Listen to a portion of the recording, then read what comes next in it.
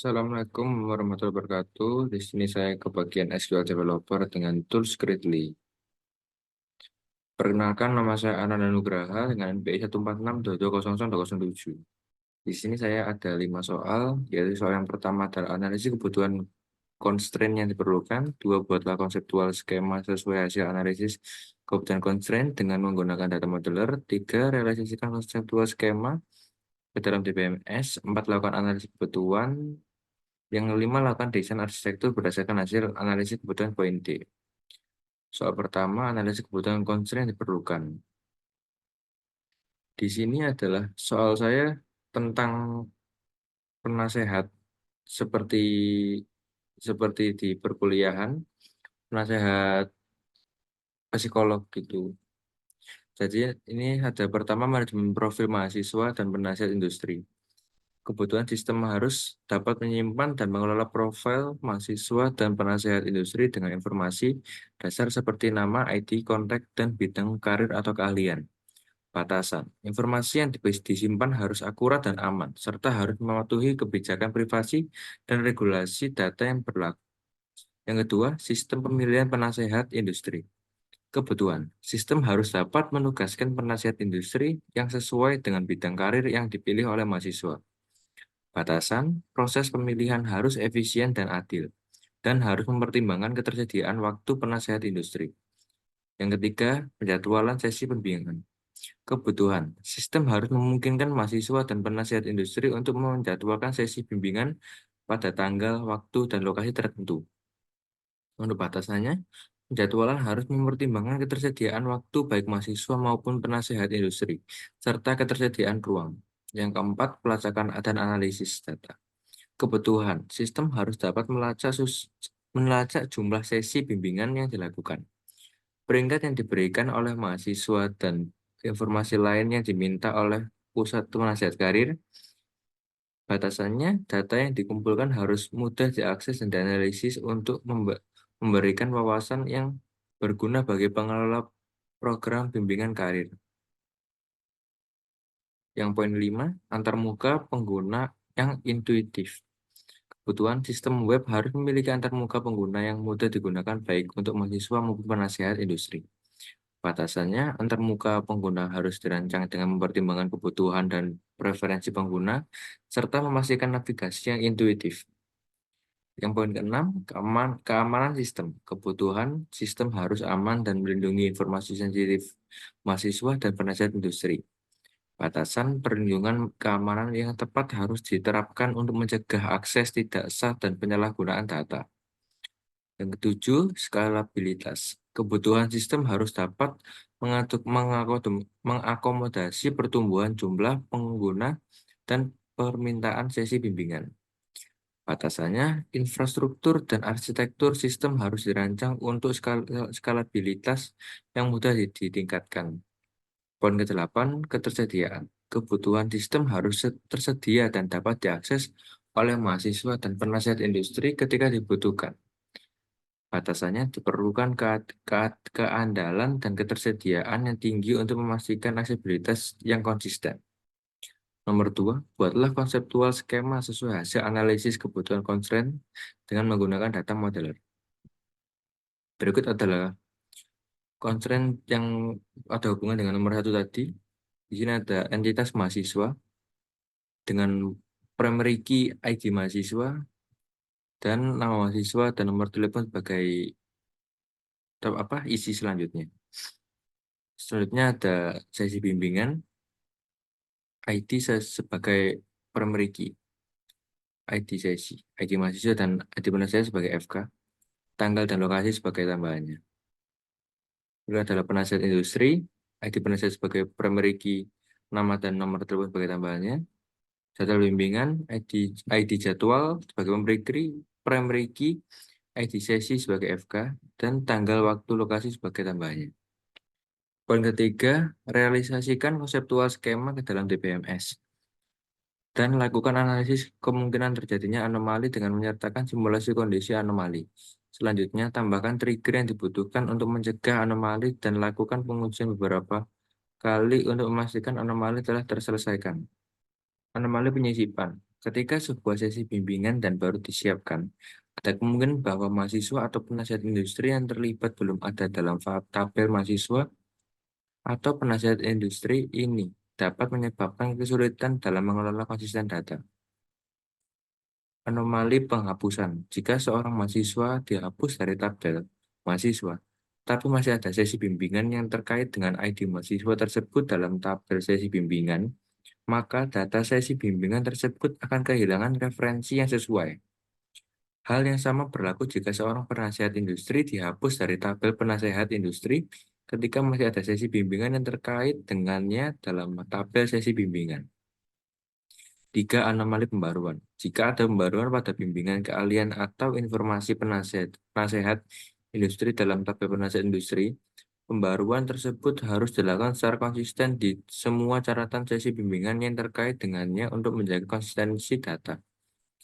Untuk mengatasi potensi anomali ini, beberapa tindakan pencegahan dapat diambil seperti satu penambahan kendali referensial dalam Forensic Constraints. Menambahkan kendali referensial pada kolom-kolom yang menghubungkan tabel mahasiswa, penasihat industri, dan sesi bimbingan untuk memastikan bahwa tidak ada data yang terlewat atau rusak. 2. Penambahan trigger untuk mencegah anomali. Trigger dapat ditambahkan untuk memeriksa integritas referensial dan memastikan bahwa setiap penyisipan, penghapusan, atau pembaruan data dilakukan dengan benar dan tidak menghasilkan anomali. 3. Pengelaksanaan pengujian rutin. Pengujian sistem secara rutin dapat membantu mengidentifikasi anomali dan masalah potensial dalam struktur database. Pengujian ini dapat mencakup pengujian integritas referensial, penguji untuk memeriksa pembaruan data, dan pengujian untuk memvalidasi tindakan penyisipan dan penghapusan. Nomor 4, lakukan analisis kebutuhan dan desain constraint berdasarkan hasil dari poin C di atas dengan menggunakan Moscow dan FURBS+. Kita lakukan analisis kebutuhan dan desain constraint berdasarkan hasil dari poin di atas menggunakan pendekatan Moscow dan FURBS+, yaitu ada poin MAS. Yang pertama, sistem harus dapat menyimpan dan mengelola profil. Sistem harus memungkinkan penugasan penasihat industri yang sesuai dengan bidang karir yang dipilih oleh mahasiswa. Sistem harus memungkinkan mahasiswa dan penasihat industri untuk menjadwalkan sesi bimbingan. Yang keempat, sistem harus dapat melacak jumlah sesi bimbingan, peringkat, dan ulasan yang diberikan oleh mahasiswa. So, sistem harus memiliki antarmuka pengguna yang intuitif untuk mahasiswa dan penasihat industri. Poin kedua, sistem harus diperlengkapi dengan fitur keamanan yang memadai untuk melindungi informasi sensitif. Poin ketiga, sistem harus dapat diakses dan tersedia dengan kehandalan tinggi. Poin keempat, sistem harus dapat menangani pertumbuhan jumlah pengguna dan permintaan sesi bimbingan.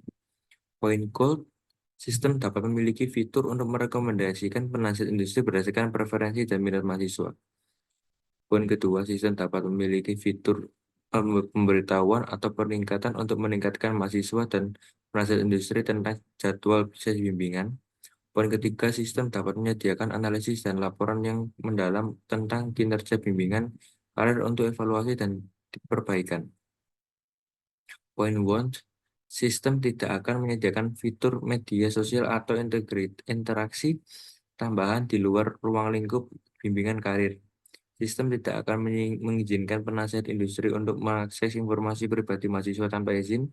Poin ketiga, sistem tidak akan menyediakan layanan pencarian pekerjaan atau perekrutan di dalamnya. Analisis desain constraint dengan pendekatan FURBS+. Fungsional. Poin pertama, sistem harus memiliki fitur manajemen profil untuk mahasiswa dan penasihat industri. Poin kedua, sistem harus memiliki fitur penugasan penasihat industri berdasarkan bidang karir mahasiswa. Poin ketiga, sistem harus memiliki fitur perjadwalan sesi bimbingan dengan kemampuan pengaturan tanggal, waktu, dan lokasi. Poin keempat, sistem harus memiliki fitur pelacakan dan analisis data untuk jumlah sesi, peringkat, dan ulasan. Poin usability. Satu, sistem harus memiliki antarmuka pengguna yang intuitif dan mudah digunakan oleh mahasiswa dan penasihat industri. Poin kedua, sistem harus memberikan petunjuk dan bantuan jelas bagi pengguna saat menggunakan fitur-fitur utama. Poin reliability. Satu sistem harus memiliki keandalan yang tinggi dan tersedia secara konsisten ketika diakses oleh pengguna. Dua, sistem harus memiliki backup atau pemulihan data yang andal untuk mencegah kehilangan data yang signifikan. Poin performance, sistem harus mampu menangani jumlah pengguna yang besar dan memproses permintaan sesi bimbingan dengan cepat. Dua, sistem harus memiliki waktu respons yang tepat dan cepat dalam menampilkan informasi dan penjadwalan sesi bimbingan. Supportability. Satu, sistem harus mudah dikelola dan dapat dipelihara oleh administrator sistem. Yang kedua, sistem harus memiliki dokumentasi yang lengkap dan dukungan teknis yang tersedia bagi pengguna jika diperlukan. Kesimpulannya, dengan menganalisis kebutuhan desain constraint menggunakan pendekatan Moskov dan FRPS Plus, kita dapat mengidentifikasi kebutuhan utama yang harus diprioritaskan dalam pengembangan sistem penasihat karir universitas. Ini akan membantu dalam perancangan dan mengimplementasikan solusi yang memenuhi kebutuhan esensial pengguna sambil mempertimbangkan faktor-faktor penting seperti keamanan, keandalan, dan kinerja sistem. Nomor 5, lakukan desain arsitektur berdasarkan hasil analisis kebutuhan PNT.